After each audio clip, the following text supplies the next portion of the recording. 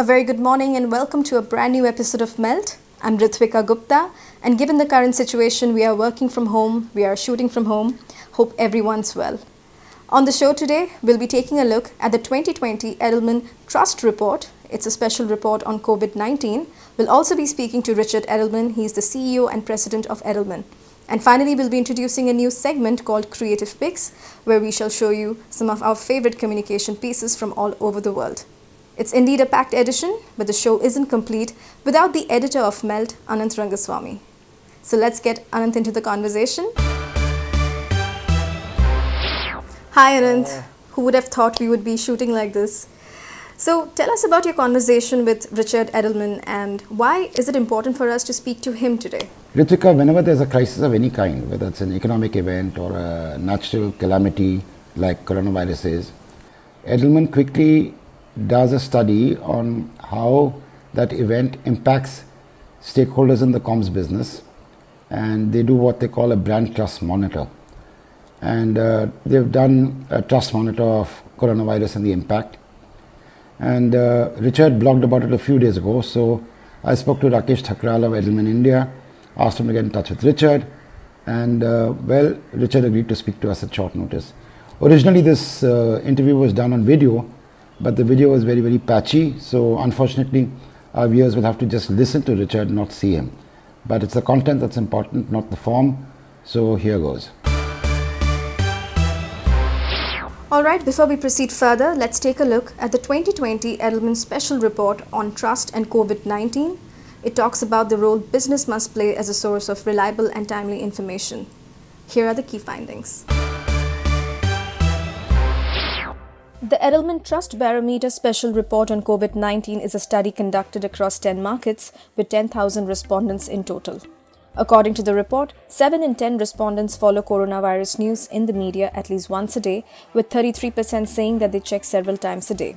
The study reveals that 74% of respondents worry that there is a lot of fake news and false information being spread about the virus. 45% feel that it is difficult for them to find reliable and trustworthy information about the virus and its effects, while 85% of respondents feel the need to hear more from scientists and less from politicians. The study also shows that the most relied on source of information is mainstream news organizations. The major news outlets are relied upon nearly twice as much as global health organizations like WHO or national health organizations like CDC. The study highlights that 78% of the respondents want health authorities to regularly provide information on prevention of spread of the virus. 74% are interested to learn about the latest scientific findings, while 70% want to know where tests are available. As per the report, the most credible source is employer communication. 63% said that they would believe information from employers after 1 or 2 exposures versus 58% for a government website and 51% for traditional media. The report also shows that in 8 of 10 countries surveyed, my employer is seen as better prepared for the virus than my country. Overall, my employer has a 6-point advantage over my country. Now let's have a look at Anant's interview with Richard. Let's get ready to melt with Richard Edelman. Richard, in the time of coronavirus, what are the special challenges for marketers, for communicators? How do they navigate this space? Companies have 3 responsibilities. The first is they have to be responsible to their employees and try to keep them on the job and getting paid for as long as possible. And your Prime Minister actually said that in his address. The second is to inform the employees about what's going on with the company, with the disease, etc. And the third is it seems that they should use their power in supply chain to continue and expand the ability of the company. Richard, who should make these statements? Is it the CEO? Is it the CMO? Is it the comms people? It's very complicated. Who should be making these statements? The chief executive is the most credible about what the business is going to be doing. The chief scientist or medical officer is the most believable about issues related to COVID. Edelman has just done a report of trust in the time of coronavirus.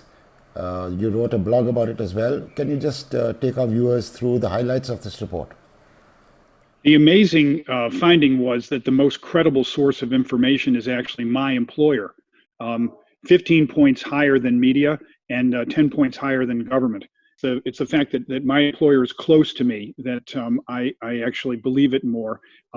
Also, there's a desire deeply for the company to be responsible about talking about working from home, somehow protecting the employees, and being in a way quite pro-social. What products they can give to fight the COVID, et cetera. So, for example, Unilever has now made a big declaration of 100 million euros of donations for hand washing and other sanitizing products. That's exactly what people want to hear. Richard, one question that people ask, what is the role of mainstream media at a time like this? Is this an opportunity? Is it a time they take the sort of background, the foreground? What does mainstream media do in the light of, say, fake news, rumors, all kinds of things that float around? The media is the core pillar of our society in a time of crisis. We have fake news, we have other challenges, but the authority media, like yourselves, are providing the essential information to make good decisions. We have to rely on media. I find it fascinating that Facebook is actually recording a huge uptick in traffic, and people are going to mainstream media sites, not just referring to content from each other. And so that indicates the power, not just with people my age, but also with people who are young, who want to get information from mainstream media. I've been arguing with a lot of people that there's a time for mainstream media to take advantage. It's an opportunity rather than a danger. What is your view on this? This is a unique opportunity for both business and media. For business, it is a chance to show that it's about more than the shareholder, that it's a stakeholder approach, that we're caring for our communities. For media, it is a chance to prove your invaluable role as partner in good decisions by government and by society. You need to keep reminding people to stay home, to do social isolation, which, whether you're in New York like me or whether you're in India, is difficult because we're used to being in contact. But we have to have good information to reinforce our decisions to stay home. Richard, at a time like this, we are beset with news about layoffs, about salary cuts, about people being asked to stay at home without pay. How do you communicate this to your stakeholders, your most important stakeholders, your employees, and who does this communication? So again, I think this is the challenge moment for capitalism. Some industries, such as travel and tourism, have no choice. I understand the Prime Minister has just canceled domestic air flights, and I would totally understand if domestic carriers had to furlough their employees for now. But the commitment by business to keep as many people employed as possible, also to reach into the small businesses, which employ so many people across the country, and are absolutely core to diverse populations. And so I hugely encourage the businesses that are challenged to do everything they can to keep people engaged, even if it's on a part-time basis, and allow them some degree of stability at a time of deep uncertainty. Your trust barometer talks about the role of business, the role of government, the role of courts. What is the role of the NGO? That's very important. What role does an NGO play across the world at a time like this, not just in India? I think the NGO can play two important roles. The first is to distribute food and other health products because they have connections in community. Also, the NGOs can be sentinels in the community. They can make sure that older people who are in lockdown are seen and taken care of. They can have the human touch. NGOs, in a certain way, are the last mile, the connection of humanity into the lives of people who are now isolated. And they're essential partners in this effort. Now, there's a big question. How often should companies communicate to their stakeholders? We've seen, say, Donald Trump and Governor Cuomo talking every single day. However, in India, for example, we've seen the Prime Minister talked only once during this whole period. How often should corporates, especially the CEOs and the CMOs, talk to their stakeholders? So in the study that we did last week, again, we found that there's an expectation by employees that companies will update their information every day because the situation, as you said, is so quickly changing. And so I would say that there should be a CEO address once a week. There should be a head of medical affairs or science affairs every day. And the frequency is necessary to fill information voids that are existing and overcoming ridiculous fake news. You know, I've heard crazy stories about, oh, well, ice cream is bad for you and because it makes your throat cold and it makes the virus go down. That's just absurd. That is not science at all. And we have to counter these ridiculous kinds of misinformation because otherwise they become popular themes. This is something you and I have discussed over the years. There's a conflict between doing the right thing and what shareholders and stakeholders want. It's never been more pronounced than right now. How do corporates manage this conflict? I think at the moment, the basic best advice is do what the Business Roundtable in the United States agreed in August of last year, which is that the world is a stakeholder world, that you have to satisfy employees, customers, communities, and shareholders, and that shareholders will be much happier in the long run if you follow the mentality of long run capitalism.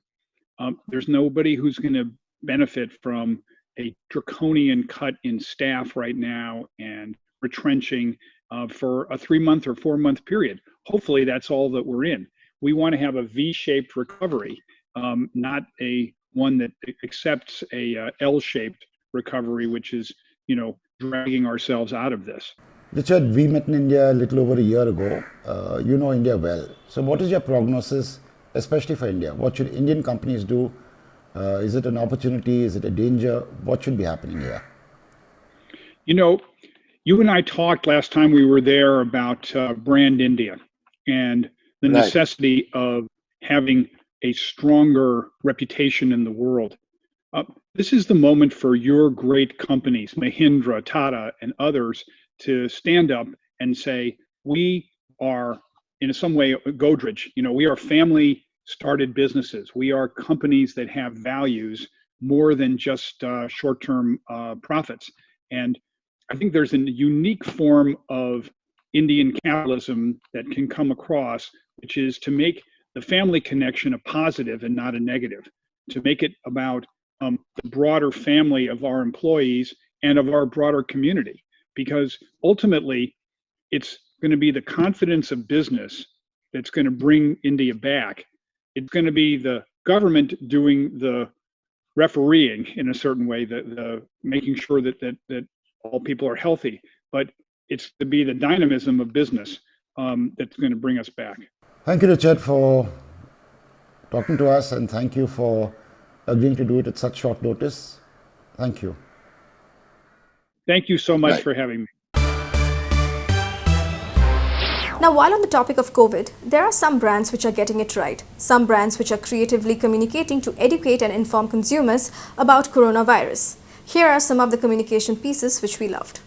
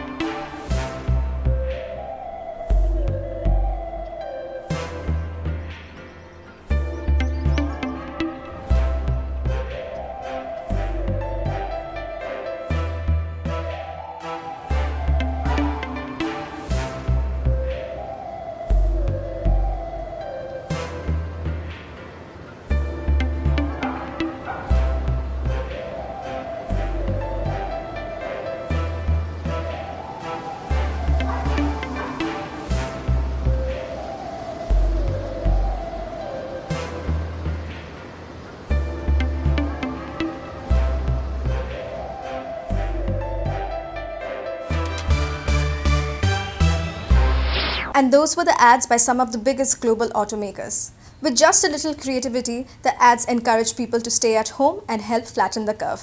Now let's take a look at an ad by an Indian manufacturer. I'm talking about Tata Motors, and this is their way of saying thank you to Indian truckers during these trying times. Take a look.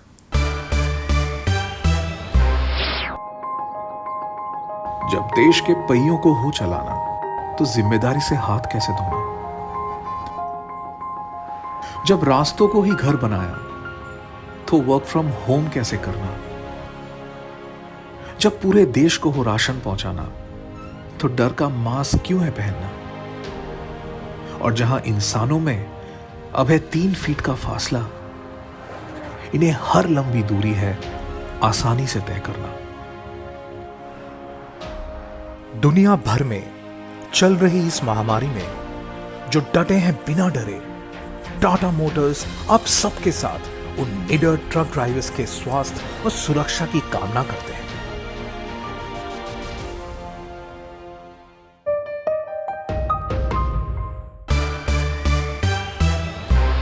From India, let us now move to a few ads by other countries. We have IKEA Spain, which is a simple ad that talks about reconnecting with your home. And then we have Vodafone Italy that also talks about the importance of staying connected. Take a look.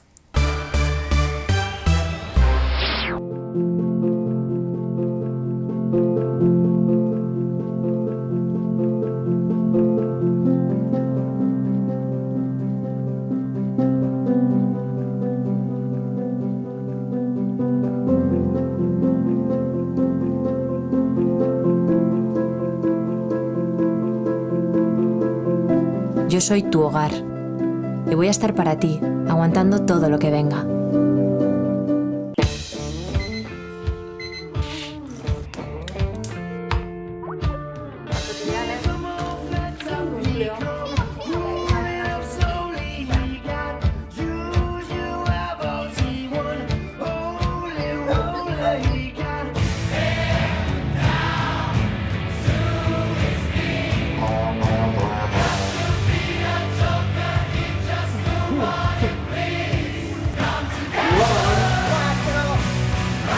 Vodafone Giga Network was born to unite. Every day we work to make it more reliable and powerful. Because even when we can't be close, we can be together.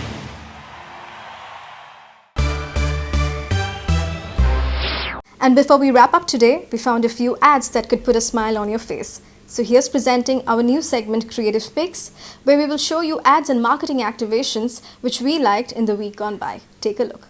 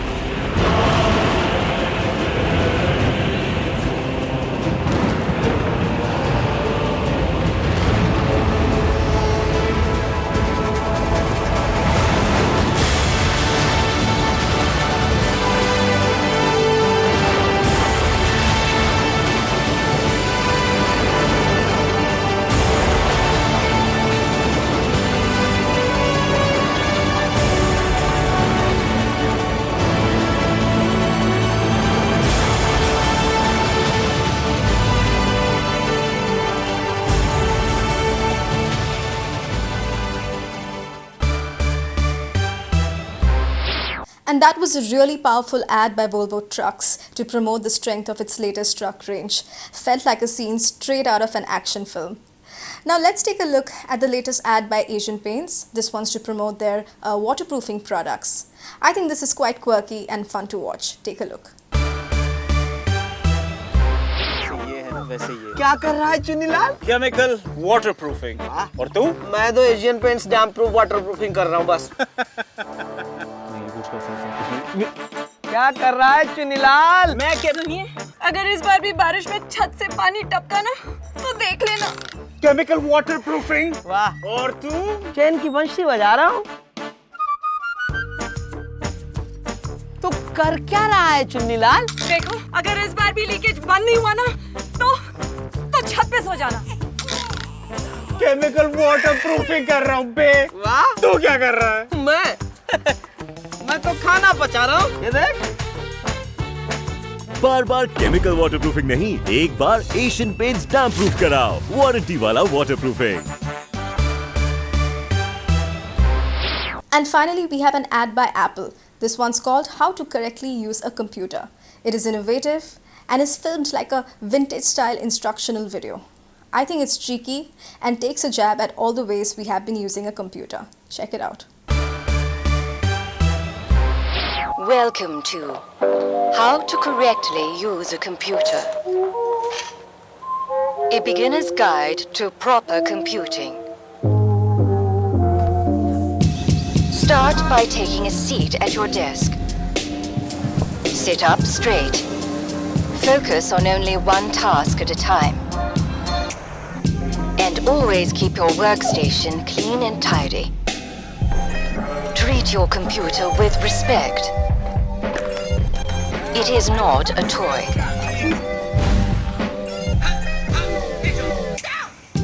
Do not touch the screen.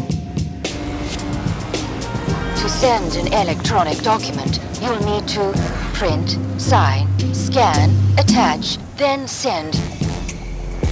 Your computer comes with a standard arrow cursor. You must stay within reach of a Wi-Fi signal. It does not have a camera. To connect one, refer to your instruction manual. And keep it out of reach of children. You have now learned the basics of computing. Follow these instructions precisely and enjoy using your computer correctly.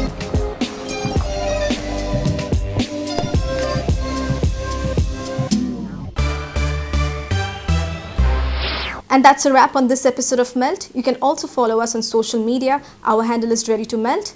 And you can also stay informed about what's happening in the world of advertising and marketing with our daily Melt update on our website, readytomelt.com. And I'll see you next week, same time, same place. Stay safe. Goodbye.